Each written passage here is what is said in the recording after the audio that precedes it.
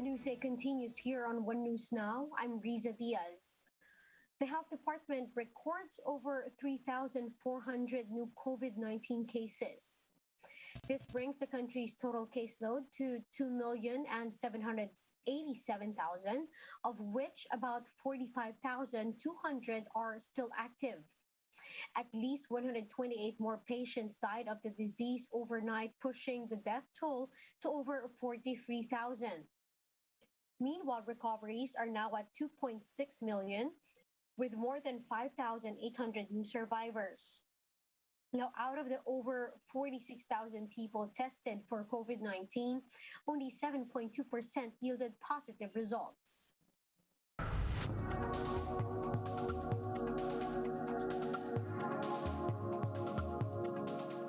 Racial diversity has taken a disproportionate toll on people of color, prompting experts to ensure diversity in clinical trials.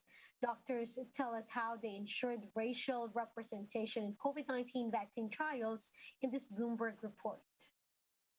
When we first saw reports of the effects of the pandemic, it was disproportionately affecting communities of color. African Americans, Latinos, American Indians were being hospitalized at 3- to 4-fold higher rates, as well as deaths.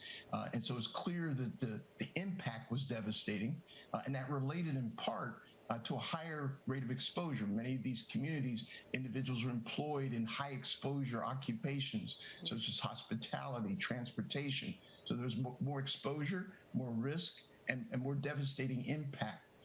And it was clear that eventually the best way to get out of this pandemic was going to be through new therapeutics and vaccines to be developed. And it was going to be important for us at NIH to ensure that the science that was going to lead to the development of those new therapies was going to get to those who were most disproportionately affected by the pandemic. So that's why we knew that outreach to these communities was going to be critical. Eliseo, I mean, outreach to Latinos, Black, Asian Americans then was done. You managed to significantly improve the amount of people that were targeted within these trials, and indeed make sure that there was not any bias built into the system.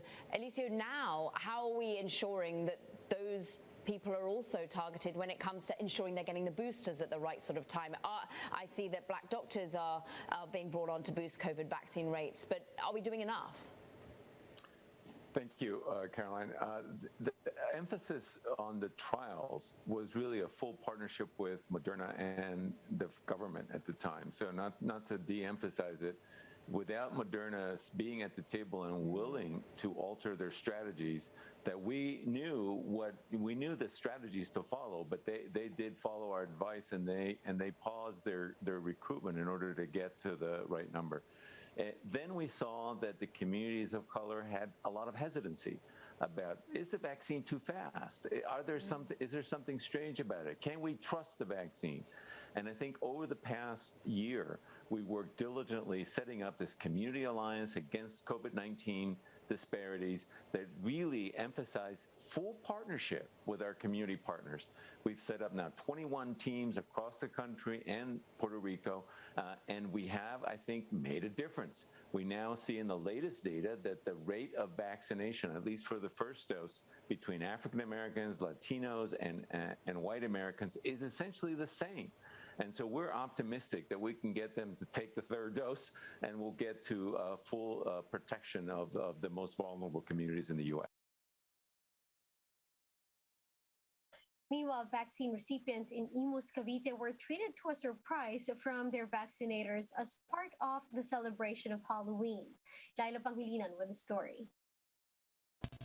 Residents up for vaccination at the Imus City Sports Complex were surprised and delighted at the same time when they saw the vaccination team dressed for Halloween. Some were dressed as witches, ghouls, and even their own version of a zombie frontliner. Some, meanwhile, opted to march a makeshift coffin around the complex while wailing, complete with chains as props.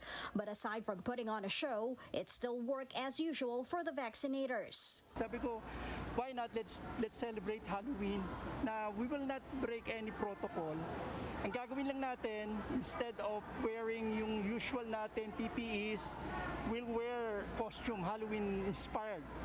For them, this is also a way of having some fun after a year of their tiring work amid the pandemic. Entertainment aside, it is also their brief respite from more than a year of being exhausted as frontliners. Dressing up for the occasion actually did a lot of good for their mental health.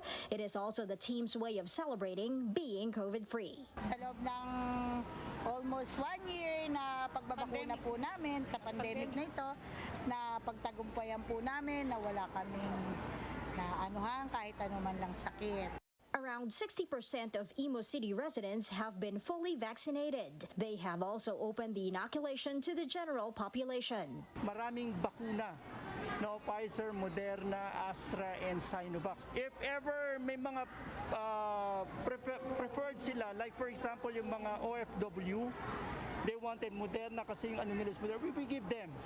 Inoculation for children, meanwhile, is set to begin this November. With this, the team is excited for Christmas. So kids, better watch out because they might be dressed as your favorite Christmas characters as well. For News 5, Laila Pangilinan, we are One News. We'll be back with more stories after the break. Keep it here on One News.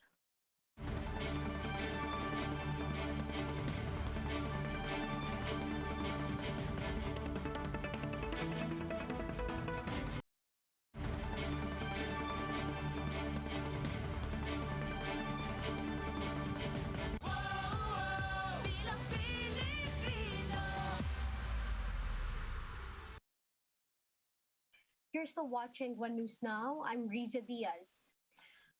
The Interior Department is set to release its own guidelines on campaigning in light of recent mass gatherings concerning some 2022 bets.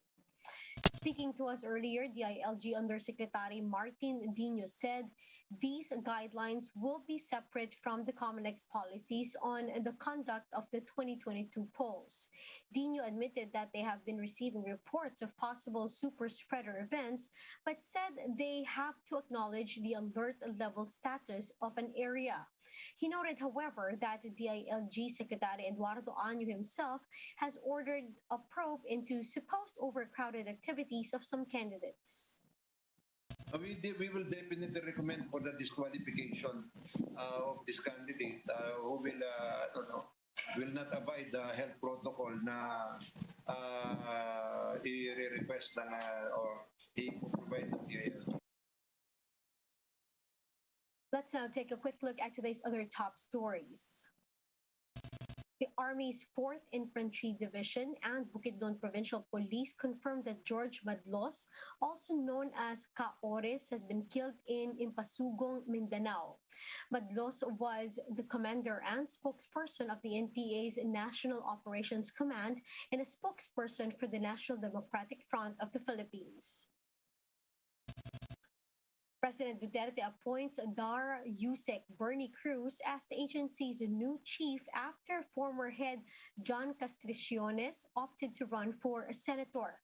The new DAR secretary vowed to double the efforts of the department in distributing lands to the agrarian reform beneficiaries. And the UniOil projects that diesel prices will go down by up to 30 centavos per liter, but gasoline prices may continue to increase by 1 peso and 20 centavos per liter. This would be the 10th consecutive price increase for gasoline. Now, for more updates, visit News 5, The Philippine Star, and Business World Online. Visit our website, onenews.ph, for more in-depth analysis. You can also catch One News on Signal Play app. Register for a free account now at www.signalplay.com and stream One News live anytime, anywhere. I'm Riza Diaz. Mask on, wash hands, and stay safe, Philippines. We are One News.